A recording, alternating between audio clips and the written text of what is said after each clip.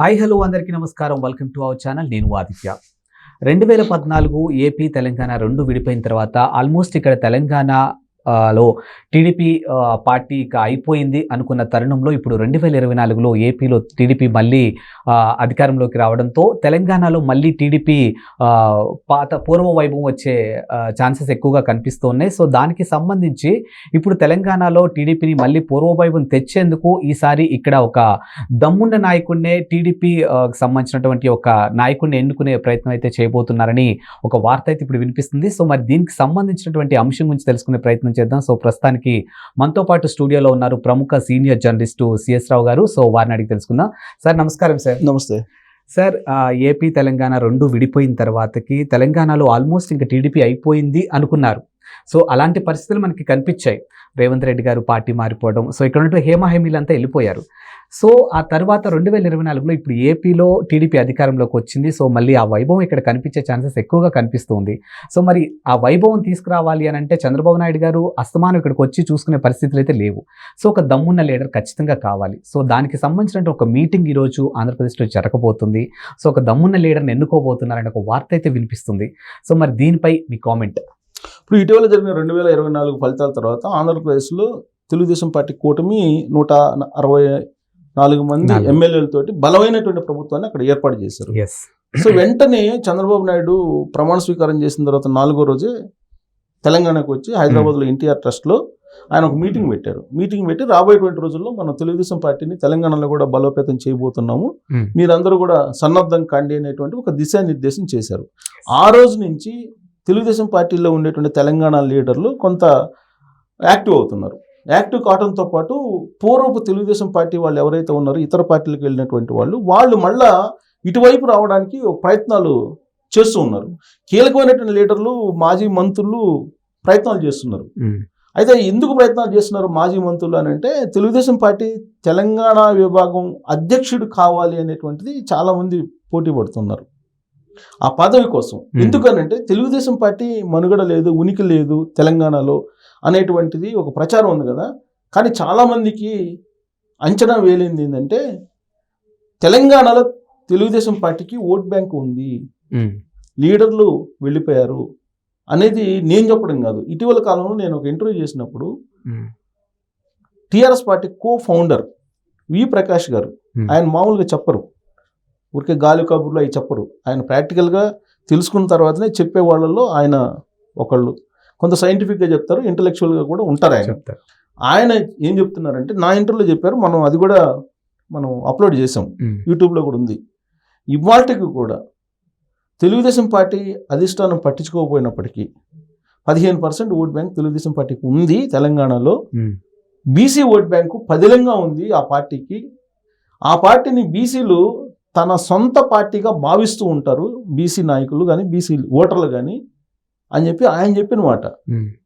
తర్వాత నిన్న అంటే బుధవారం రోజు కాంగ్రెస్ పార్టీకి సంబంధించిన కీలక లీడర్ వస్తే నాతో మాట్లాడుతూ ఆయన చెప్పినటువంటి మాట ఏంటంటే, తెలుగుదేశం పార్టీ ఇప్పటికి కూడా ఉంది, తెలుగుదేశం పార్టీ మొన్న పోటీ చేయనందునే కాంగ్రెస్ పార్టీకి కనీసం 63 వచ్చినాయి, ఇంక్లూడింగ్ కమ్యూనిస్టు 64.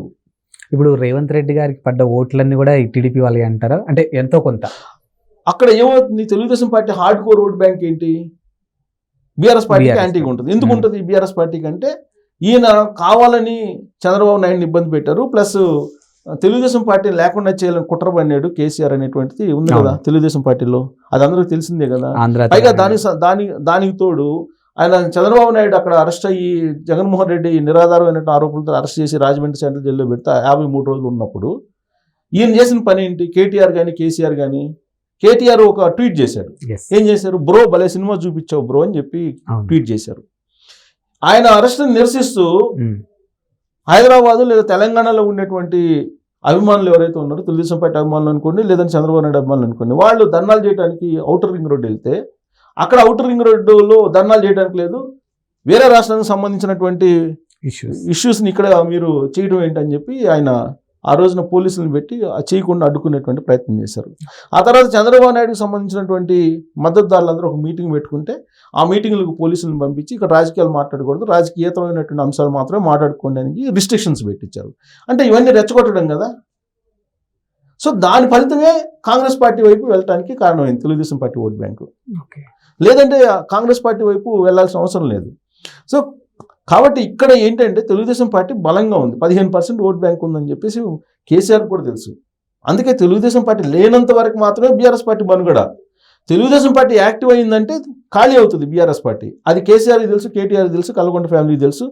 తెలుగుదేశం పార్టీ నుంచి వెళ్ళినటువంటి సీనియర్లు ఎవరైతే ఉన్నారో బీఆర్ఎస్ పార్టీలో వాళ్ళకి కూడా బాగా తెలుసు. అందుకే ఇప్పుడు అసలు బీఆర్ఎస్ పార్టీ మనుగడ, బీఆర్ఎస్ పార్టీ ఉనికి అనేది తెలుగుదేశం పార్టీ మీద ఆధారపడి ఉంది. కాబట్టి ఇప్పుడు బీజేపీ వాళ్ళు కూడా కూటమిలో తెలుగుదేశం పార్టీ ఉంది కాబట్టి మనం కలిసి వెళ్దాం రాబోయేటువంటి ఎన్నికల్లో, జనసేన, బీజేపీ, తెలుగుదేశం పార్టీ. కాబట్టి పార్టీని బలోపేతం చేయండి అని చెప్పి ఒక సంకేతం ఇచ్చి ఉండొచ్చు. దాంట్లో భాగంగానే కొంత తెలుగుదేశం పార్టీ స్పీడప్ అవుతుంది. స్పీడప్ అయ్యి 1-2 మీటింగులు కూడా పెట్టుకున్నారు ఈ మధ్యకాలంలో. So once Telugu Desam party Telangana విభాగం అధ్యక్షుని అనౌన్స్ చేసిన తర్వాత పార్టీ బలోపేతం అవుతుంది. రాబోయేటువంటి గ్రేటర్ హైదరాబాద్ ఎన్నికల నుంచి మళ్ళీ ప్రస్థానాన్ని ప్రారంభించబోతుంది తెలుగుదేశం పార్టీ.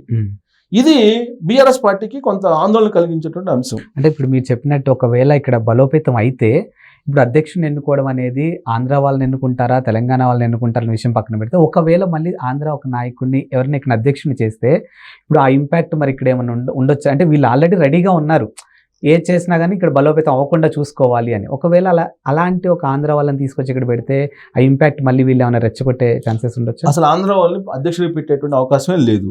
తెలంగాణ వాళ్ళనే అధ్యక్షుడిగా పెడతారు. తెలంగాణ పార్టీకి తెలంగాణ వాళ్ళే ఉంటారు అధ్యక్షులు. అసలు తెలుగుదేశం పార్టీ పుట్టింది ఎక్కడ? హైదరాబాద్ నడిబొడ్లో పుట్టింది. తెలంగాణ పార్టీ, ఆంధ్ర పార్టీ కాదు అది. కావాలని రాజకీయంగా వాళ్ళు లబ్ధి పొందడానికి వేసినటువంటి ముద్ర తప్పితే తెలంగాణ పార్టీ తెలంగాణ నడిబొడ్లో పుట్టినటువంటి పార్టీ. సో కాబట్టి తెలంగాణకు సంబంధించిన లీడర్లు అనేక మంది ఉన్నారు.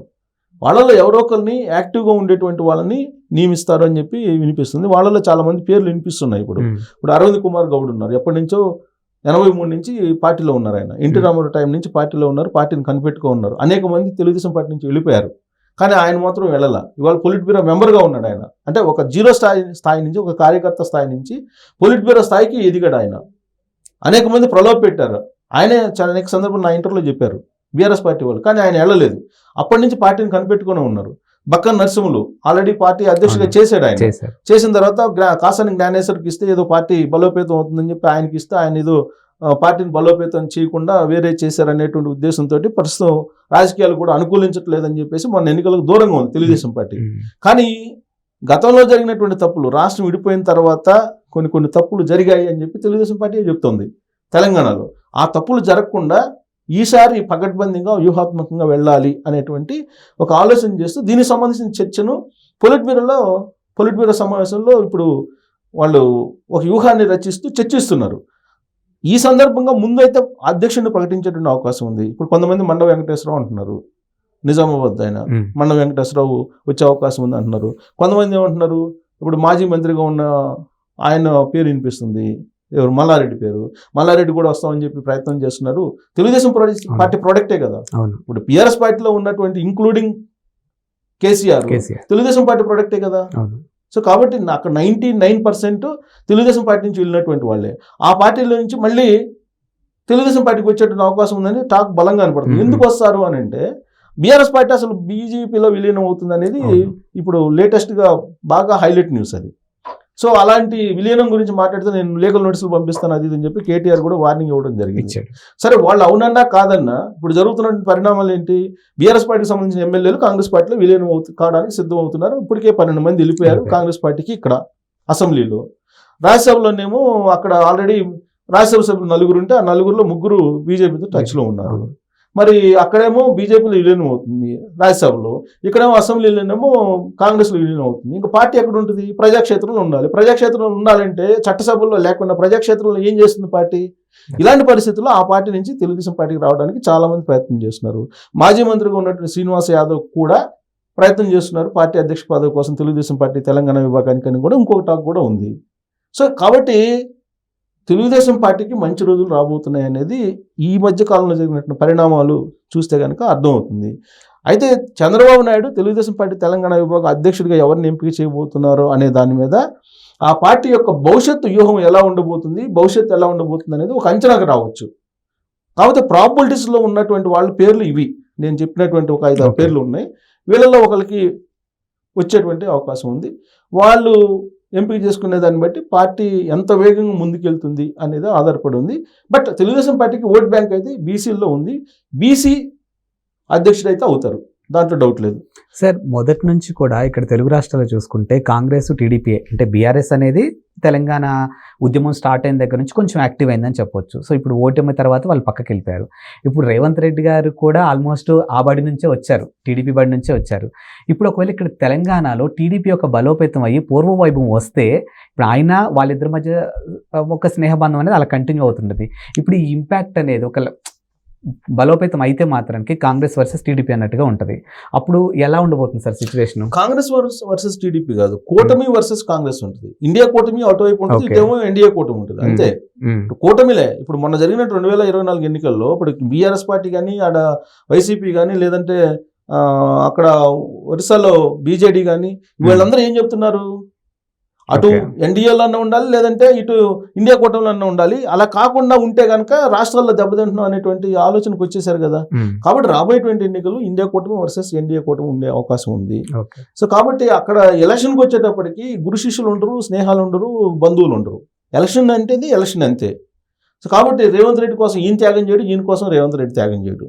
ఎవరు ఎలక్షన్ వాళ్ళకే ఉంటుంది, ప్రజలు అంతిమంగా ఎవరిని ఆదరిస్తే వాళ్ళకు ఉంటుంది. బట్ తెలుగుదేశం పార్టీకి అయితే ఖచ్చితంగా బీసీల యొక్క అండదండలు పుష్కలంగా ఉన్నాయి తెలంగాణలో. దీంట్లో అసలు అన్ని పార్టీలు ఇదే చెప్తాయి, ఇది ప్రత్యర్థి పార్టీలు కూడా తెలుగుదేశం పార్టీ గురించి. కాబట్టి ఖచ్చితంగా బీసీల కోసం అయినా సరే తెలుగుదేశం పార్టీని ఇక్కడ బలోపేతం చేయాలని చంద్రబాబు నిర్ణయించుకున్నారు. ఆ వర్గానికి సంబంధించినటువంటి వాళ్ళని అధ్యక్షుడిగా కూడా చేసేటువంటి అవకాశం ఉంది. ఆ వర్గానికి సంబంధించినటువంటి వాళ్ళు ఎవరు అయ్యేటువంటిది మాత్రం కొంచెం డిబేట్, అంటే ఈ పొలిటిక్ బ్యూరో సమావేశం జరుగుతుంది కాబట్టి రేపు ఎల్లుండిలో అనౌన్స్ చేసేటువంటి అవకాశం కూడా ఉంది. Thank you sir. Thank you.